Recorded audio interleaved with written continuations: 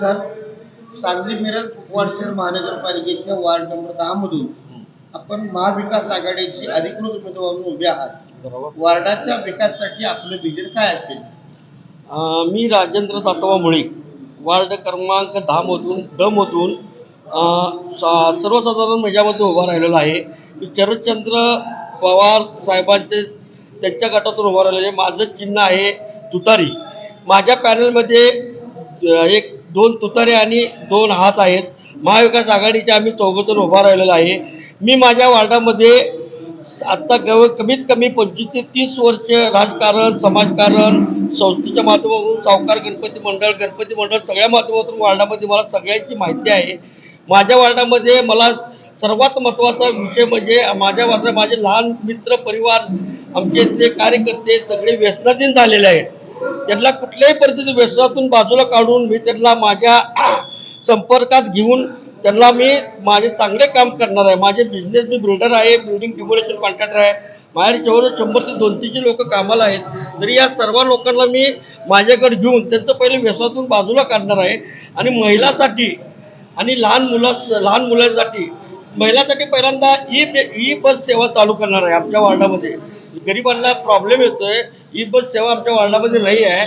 E बस सेवा, आरोग्य केंद्र, असे अनेक कामं मी ठरवलेले आहेत. आमच्या पॅनलला मी ठरवले आहेत. ही सर्व कामं मी करण्याचा निश्चित 100% प्रयत्न करणार आहे.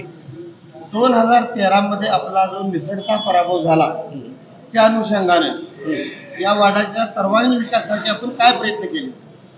2013 साठी मी अपक्ष म्हणून उभा राहिलेलो. मी थोडक्यात एक 5-50 मतांना पडलो. पण त्यानंतर मी वार्डामध्ये संपूर्ण जे आता निवडून आलते त्या लोकांना घेऊनच मी काम करत आलेलो आहे.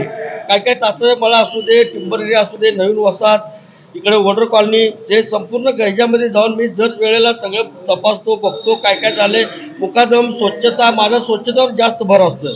पहिल्यापासून मला स्वच्छतेची आवड आहे. त्यासाठी मी स्वच्छता कुठेही गल्लीत जाऊन काय प्रॉब्लेम असेल तर नगरपालिकेला फोन करून, मुकादमला फोन करून कचरा, गटारी साफ करणे, नाली सफाई 100% मी जास्त काम केलं आहे. पूर आला तेव्हा आणि आपलं 2020ला काय आलं, कोरोना आला, त्यावेळेला सुद्धा मी भरपूर काम माझ्या मित्रांना घेऊन केलेलं आहे. आणि आमच्या पतसंस्थेच्या माध्यमातून मी गोरगरिबांना वह्या वाटप, चादर वाटप आणि पतसंस्थेच्या माध्यमातून रक्तदान शिबिरे वगैरे, झाडे लावणे, झाडे जगवा, हा माझा सर्वात महत्त्वाची कामं चालू असतात. पतसंस्था म्हणजे टिंबर एरिया मर्चंट नागरी सहकारी पतसंस्था सांगली शहरामध्ये प्रसिद्ध म्हणून कार्यरत आहे. या संस्थेचा बराच सभासद वर्ग हा बहुतेक आपल्या प्रभागातील आहे. बरोबर. त्याचा आपल्याला काय उपयोग होईल का? मी सांगली पतसंस्थेचा मी चेअरमन आहे. आज गेली 25 वर्ष आमच्या संस्थेला पूर्ण झालेले आहेत. आणि पद्मप्रभू नागरी एक पतसंस्था, अशी 2 पतसंस्थेचे मी चेअरमन आहे. सर्व गरिबांना, रिक्षावाल्यांना, टिंबऱ्यातील हमाल लोकांना मी सगळ्यांना छोटे कर्ज वाटप करून सगळ्यांना मी धंद्याला लावलेला आहे. त्याचा परिणाम 100% मला होणार आहे.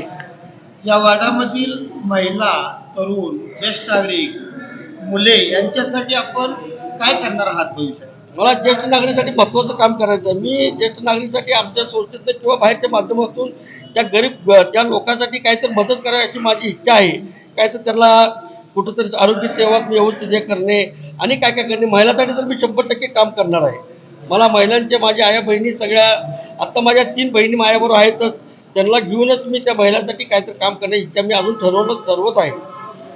आपल्या वार्डामध्ये बरेच भूखंड आहेत, त्या भूखंड डेव्हलप झालेले नाही, त्या अनुषंगाने आपण काय पावलं उचलणार? मी सगळं वार्डातले भूकंप स्वच्छ करून नगरपालिकेच्या ताब्यात त्यांच्याकडे देऊन सगळं स्वच्छ करून त्याचं झाडे लावा, काही लहान मुलांना खेळणी, लहान मुलांसाठी व्यायामशाळा वगैरे असं माझं करण्याचा प्रयत्न आहे. नाल्याचा प्रश्न आमच्या वार्डामध्ये जवळजवळ 30-35 वर्ष आहे. मी कितीतरी वेळा सगळं नगरच्यांना सांगितलं नाल्याचा प्रश्न सोडा. नाल्याला पाणी पुढं गटारी पायपा लहान असल्यामुळं पाणी तुंबल्यामुळे झोपडपट्टी तिकडं सगळ्या संपर्क आणि मिराव शिवसाठी म्हणजे पाणी थांबतंय. त्यामुळं मला ते नाल्याचं पहिलं आल्याबरोबर निवडून काम करून घ्यायचं आहे. वारांगणाचे एकूण आपल्याच प्रभागात आहेत. वारांगण